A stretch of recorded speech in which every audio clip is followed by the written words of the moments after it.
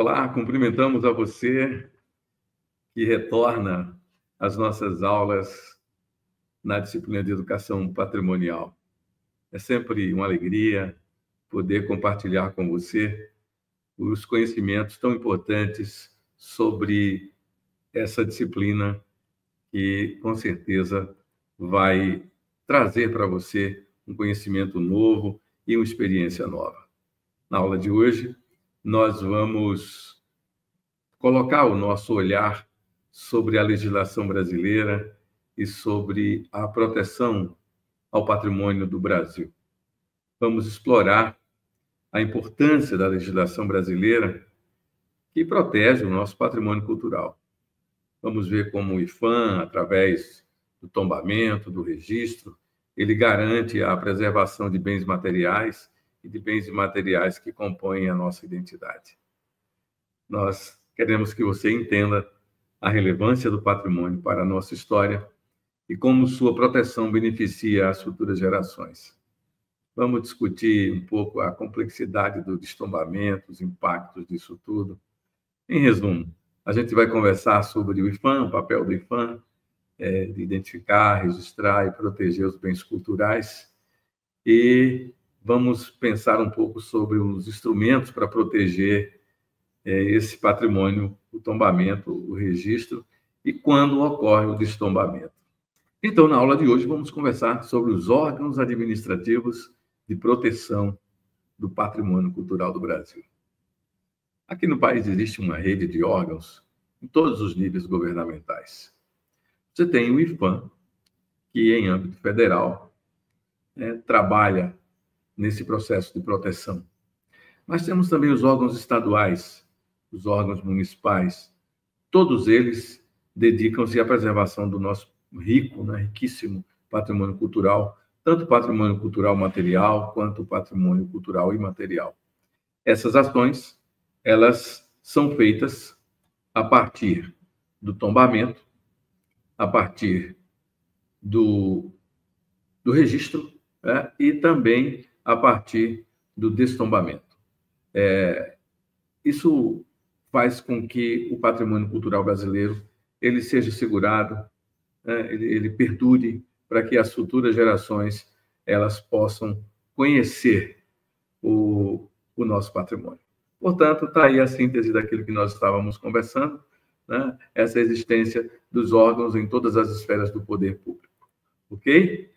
O Instituto do Patrimônio Histórico e Artístico Nacional, você conhece muito mais pela sigla de IPHAN. Ele é um órgão federal e ele é responsável pela preservação do patrimônio cultural brasileiro. Está aí o conceito simples e objetivo do que é o IPHAN. O que o IPHAN faz? O trabalho do IPHAN, primeiro, é identificar os bens patrimoniais do Brasil. De diferentes formas, chegam ao IPHAN, essas informações, ele identifica. Depois de identificado a importância histórica, cultural, artística do bem, o IPHAN ele vai iniciar um processo de proteção a esses bens. Protegidos, o IPHAN vai divulgar esse legado histórico e artístico nacional. Portanto, o IPHAN desempenha um papel fundamental na preservação da cultura brasileira. Este é o maior órgão de proteção dos bens patrimoniais do Brasil. Vamos, então, desmembrar essas informações. Veja aí algumas atribuições do IPHAN.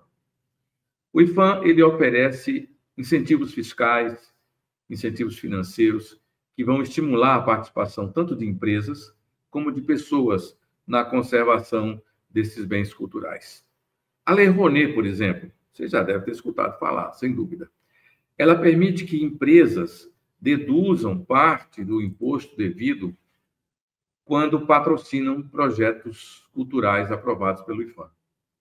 Então, essas empresas, ao invés de pagar esse imposto, elas canalizam esse imposto para que ele seja usado em projetos culturais que o IPHAN coordena, que o IPHAN conhece, que o IPHAN aprovou. Mas também cada estado tem os seus fundos de cultura, né? Os fundos de incentivo à cultura, eles, em cada estado, vão também permitir que pessoas e empresas possam investir em projetos culturais e, claro, obtenham benefícios fiscais. Isso é realmente importantíssimo, né? O IPHAN também recebe doações, né, para que essas doações sejam vinculadas, direcionadas a esses projetos.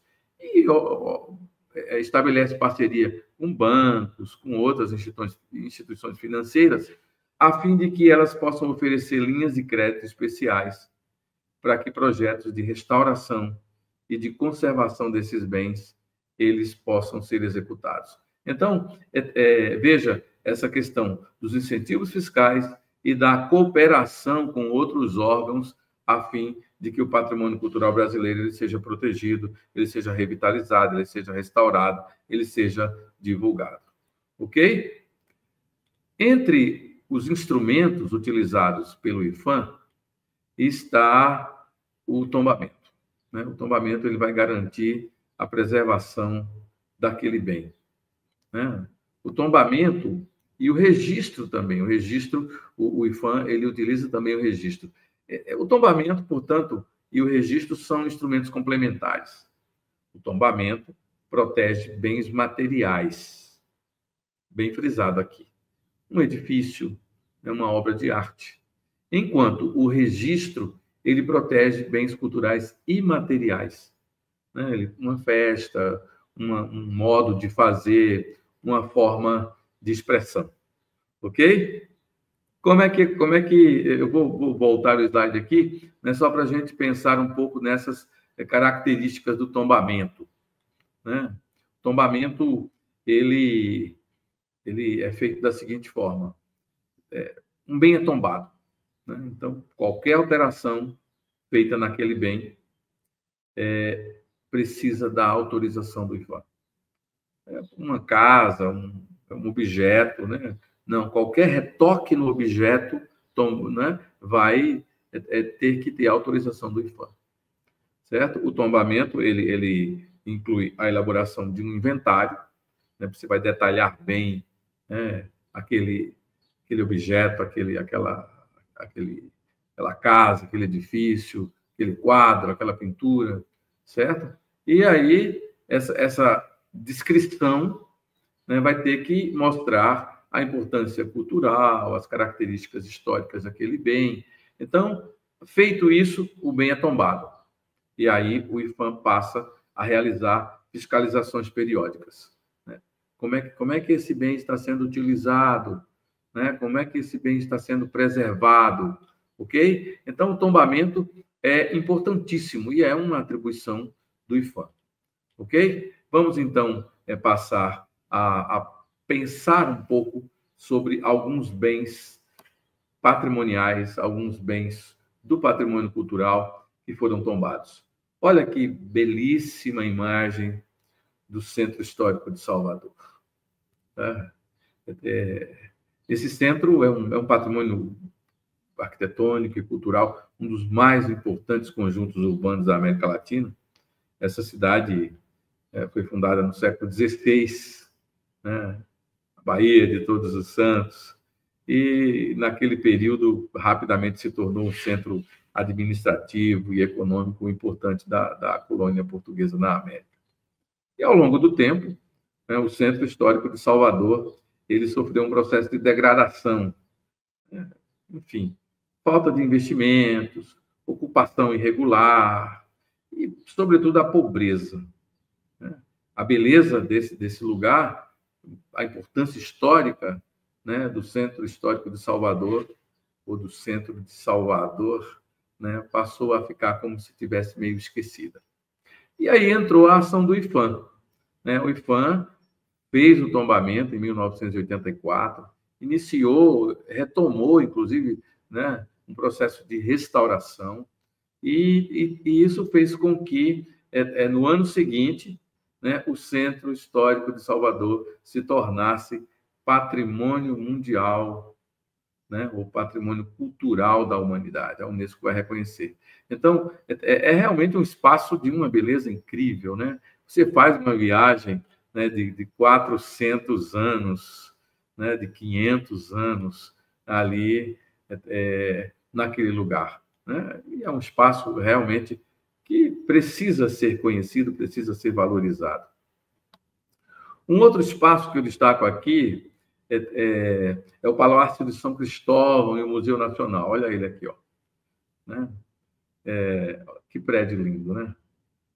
A beleza arquitetônica desse lugar é realmente incrível. Ele abriga o Museu Nacional, que é vinculado à Universidade Federal do Rio de Janeiro, e é a mais antiga instituição científica do Brasil. Até setembro de 2018, esse espaço figurou como um dos maiores museus de história natural e de antropologia das Américas. Mas, com certeza, você tomou conhecimento que, naquele fatídico setembro de 2018, um incêndio destruiu praticamente todo o prédio do Museu Nacional e praticamente todo o acervo. É uma notícia muito triste para a cultura brasileira, chocou o país, chocou a comunidade científica internacional, gerou uma onda de comoção, de indignação, né?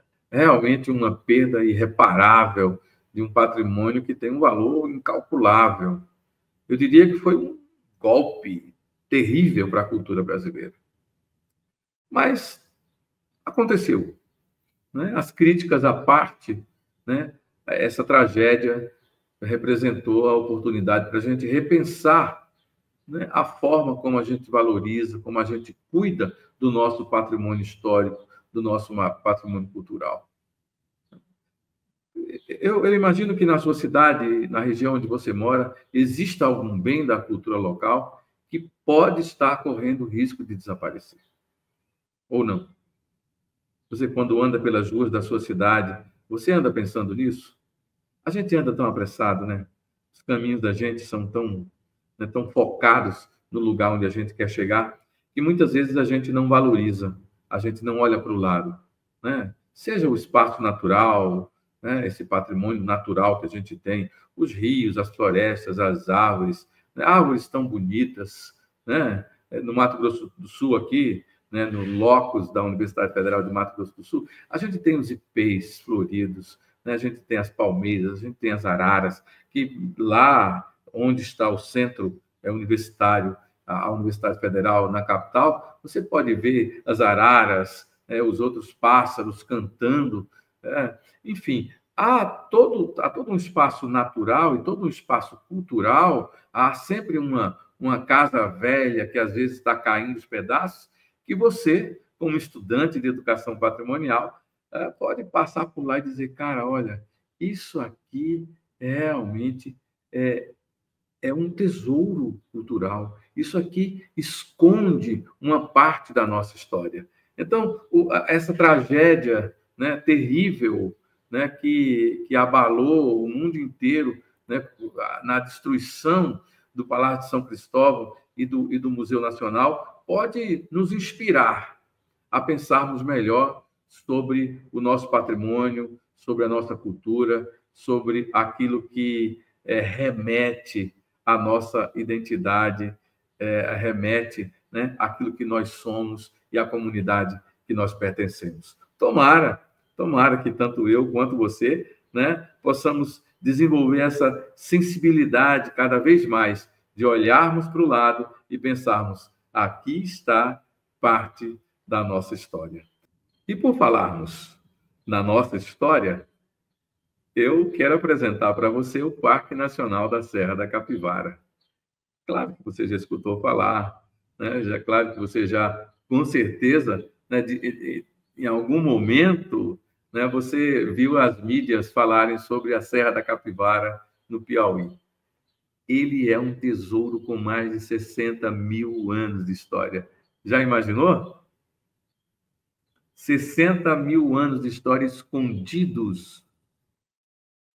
E a professora Niede Quidon, uma arqueóloga de um trabalho incrível, né? Ela descobriu esse local e ela tornou ele parte da sua vida. Essa região abriga milhares de sítios arqueológicos, isso mesmo. milhares de sítios arqueológicos com pinturas rupestres, ferramentas. O que esse sítio revela? Ele revela muito da vida de nossos ancestrais. Para conhecer, é preciso conhecer esse patrimônio mundial, esse patrimônio cultural da humanidade. E isso se deu graças à luta da professora Niede Quidom. A Unesco reconheceu a Serra da Capivara, ela hoje é um patrimônio mundial, né? Está sendo preservado, né? É um legado único na história da humanidade. Né? Essa proteção, esse tombamento, é sobre isso que a gente está falando aqui, né? Sobre a importância do tombamento do Centro Histórico de Salvador, sobre a importância de preservarmos os bens culturais e como eles, sendo tombados e bem cuidados, as novas gerações não vão contar a história de incêndio nenhum, e de como, né, o tombamento assegurou a preservação desses sítios arqueológicos, contribuiu para o desenvolvimento da região, né? Um turismo sustentável se desenvolve na região a partir daí, a cultura local foi valorizadíssima, né? A Serra da Capivara, portanto, é um exemplo de como a pesquisa arqueológica, né, a ferramenta do tombamento, pode transformar a vida das comunidades locais e promover o desenvolvimento cultural e intelectual do país. Então, esse é um monumento para nós, particularmente a mim, que sou historiador, que sou amante, né, da cultura, é algo que realmente remete a essa ancestralidade e a tudo que formou a história do Brasil. Ok? Bom, a gente termina aqui esse rápido tour, né, pelos lugares do Brasil. É impossível, né? É impossível sequer selecionar e hierarquizar a importância de tantos lugares na história do Brasil que tem essa importância cultural. Mas, falando sobre tombamento, vamos falar sobre registro, né? O registro é outro instrumento legal, né, que vai proteger e valorizar o nosso patrimônio cultural. Né? O registro ele consiste, primeiro, em um levantamento sistemático, documentado desses bens culturais e mostrando que eles possuem relevância cultural. Né? Então, o IPAM ele faz o levantamento, seleciona esses bens a serem registrados, né? Reúne todas as informações sobre esse bem, sua história, suas características, seu estado de conservação, faz uma análise da importância e relevância daquele bem para o patrimônio cultural da região, ou da cidade, ou do Brasil, né? E, a partir daí, faz-se a inscrição, que é o registro oficial daquele bem em um livro de um banco de dados específico do IPAM. E, a partir daí, ele passa a ser protegido, né? Medidas de proteção para aquele bem, né? Para aquele bem foi registrado, agora precisa ser conservado. Então, observe bem, o registro ele é um instrumento legal que dá reconhecimento oficial do valor histórico ou do valor artístico, do valor cultural, até do valor científico daquele bem, e, a partir daí, né, ele passa a ser protegido para que aqueles saberes tradicionais, aquela festa popular, né, está registrada? Está registrada. Vamos perpetuar essa diversidade cultural. Ok? Entendeu bem a diferença entre tombamento e registro? Tombamento tem a ver com os bens materiais, o registro tem a ver com os bens imateriais, basicamente, né? E eles servem para que esses bens eles possam serem protegidos. Deixa eu falar de uma coisa muito gostosa aqui. Queijo Minas. Conhece o queijo Minas? Eu gosto muito de queijo. Queijo Minas ele tem um modo de fazer, né, artesanal. E a Unesco decidiu, na quarta-feira, dia 4 de dezembro de 2024, né, a Unesco decidiu incluir os modos de fazer o queijo de Minas na lista representativa do patrimônio imaterial da humanidade. É a primeira vez que isso acontece, né, que o modo de fazer um alimento brasileiro ele recebe o título de patrimônio imaterial da humanidade.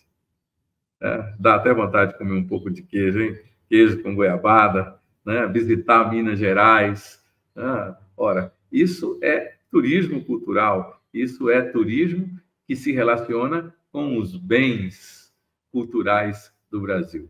Portanto, o registro, né, feito pela Unesco em relação ao queijo Minas, ou o registro feito para qualquer outro bem, ele é absolutamente fundamental como ponto de partida para a valorização, tanto dos produtores como para preservar as tradições. Né? Quantos séculos, né, o modo de fazer do queijo Minas ele foi se aperfeiçoando, né? Ele foi se modificando. Né? Ora, as comunidades envolvidas, elas inclusive se desenvolvem, elas se sustentam com isso. Né? O registro, o tombamento, a proteção, a valorização dos bens culturais, ele provoca esse desenvolvimento sustentável, porque tanto você se sente bem e feliz por ter esse bem ali perto de você, dentro da sua comunidade, como a própria comunidade vai ganhar o seu dinheirinho, né, com o turismo cultural e com as outras atividades que vão se desdobrando a partir daí. Percebe a importância do patrimônio cultural para o desenvolvimento econômico de uma comunidade? Importante isso. Mas vamos sair de Minas Gerais e vamos para outro lugar do Brasil? Opa! Você conhece Pernambuco? Eu sou pernambucano. E o Pernambuco tem uma riqueza cultural maravilhosa. Entre elas, esse ritmo musical, né, que também foi declarado Patrimônio Imaterial da Humanidade. O frevo, além de ser uma dança, né, tem raízes pernambucanas, nasceu nas ruas de Recife, nas vielas de Recife. Né? É uma expressão artística singular. Né? Ele combina a energia, né? A música é muito contagiante. Né? Se você escutar Vassourinhas, pensa nisso. Vassourinhas é uma música... Mas aí a minha musicalidade não vai chegar perto da grandeza, da beleza e da riqueza dessa música. O frevo é realmente um espetáculo que encanta o mundo todo. Né? É um sincretismo cultural maravilhoso, ritmos africanos, a marcha europeia, a valsa europeia. Você imagina essa mistura, cara? Né? Europa, África, né? Se misturando num ritmo só, né? E se tornou um símbolo da identidade pernambucana. Né? E tem uma coisa, cara, a dança, o frevo, né? Ele foi praticado como uma forma de resistência. Né? Ele era uma forma de defesa. Né? O uso do guarda-chuva era para se proteger, era para cutucar o outro e se defender. Né? Mas, a partir desse momento, né? Ele foi se enriquecendo, né? E em 2007 ele foi reconhecido pela Unesco como patrimônio cultural e material que conquistou o coração de brasileiros de todas as regiões. Certamente ninguém fica neutro, vendo e ouvindo o frevo. Esses dias eu fui a Pernambuco, quando eu cheguei no aeroporto, né, nós fomos recebidos lá no saguão do aeroporto, tinha um grupo, né, de dançarinos e musicistas apresentando ali a cultura pernambucana. Foi emocionante, a gente grava, os celulares hoje, né, eles mostram essa alegria que o patrimônio cultural contagia a gente. Essa inscrição, né, como patrimônio cultural da humanidade, representa, de fato, um marco de valorização nessa manifestação artística. E tenho certeza vai auxiliar, né, para que ela possa ser preservada para as próximas gerações. E falando de frevo, né, eu falo de um detalhe em relação ao frevo. Você já ouviu falar no entrudo? Então, lá na origem do carnaval, e isso é interessante que permanece até hoje, né? Esse carnaval, né, vamos chamar assim, com uma pegada mais molhada, né? Era o entrudo. Né? Imagina como é que essa brincadeira funcionava. A galera se reunia nas ruas, vestia roupas coloridas, máscaras, e começava a molhar todo mundo que encontrava pelo caminho.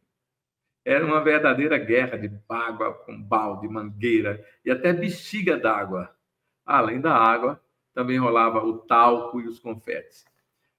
Quando eu era criança, pequena, não em Barbacena, mas lá em Pernambuco, a gente saía de casa, minha mãe dizia assim, olha, no carnaval, procura ficar em casa, que aí na rua tá esses moleque aí molhando, todo mundo que passa eles molham. Não, eu não estou brincando carnaval, pelo amor de Deus, eu não estou brincando carnaval. Aquela enxurrada de água, o cara ficava todo molhado. E aí, né, era aquela farra, né? É claro que o intrudo, ele, ao longo do tempo, foi perdendo tempo, né? Mas na minha infância, que não faz muito tempo assim, eu pude compartilhar, né, dessa emoção, dessa brincadeira, a brincadeira do intrudo. É claro que o carnaval que a gente conhece hoje ele é muito mais organizado, né? Contudo, a alegria, a vontade de se divertir que marcaram o intrudo continua presente no carnaval, né? A gente carnaval, né, é um momento de alegria, de descontração, né? E o intrudo é realmente algo interessante. O Debré, né, um dos pintores que passaram pelo Brasil, ele registrou, e está aí nesse slide, né, um moleque no sentido paulista, né? Não é aqui com nenhuma forma de depreciar, não, tá? De preconceito. Ele está ali jogando água e você pode ver, dá uma olhadinha que essa imagem tem detalhes muito, muito interessantes. Vamos sequenciar? Vamos lá, a aula de hoje tem bastante coisa. É o seguinte, eu apresento para você, né, agora, né, já estou terminando a aula, viu? Fica tranquilo.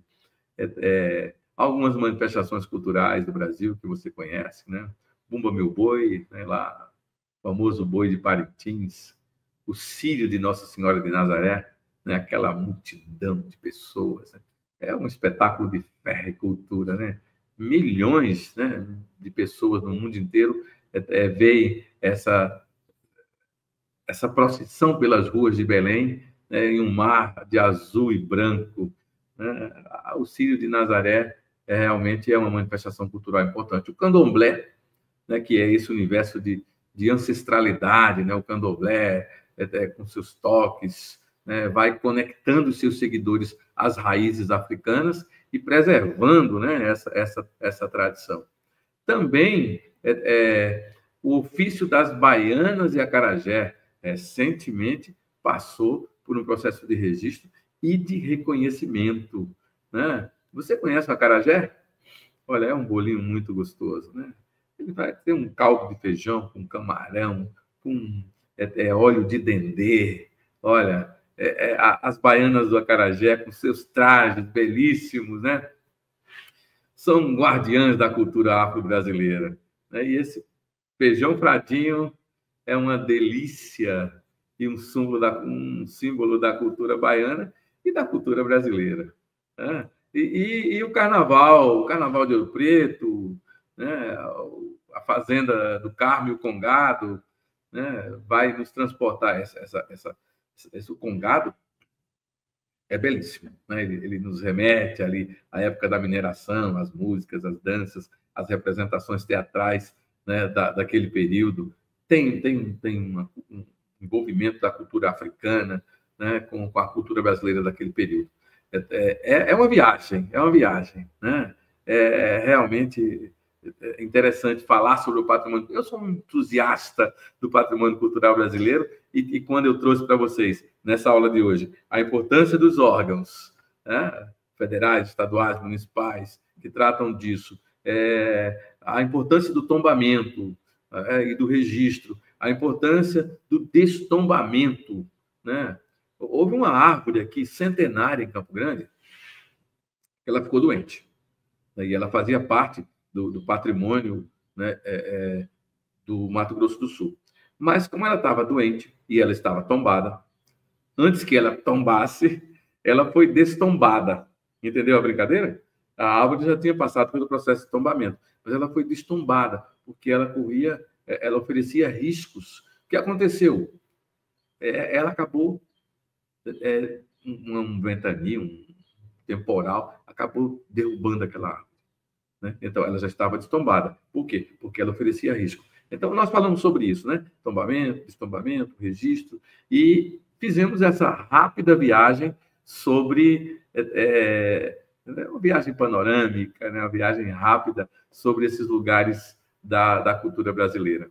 E a gente chega, assim, ao final da aula de hoje, né? Esperando que você possa ter apreciado um pouco, né?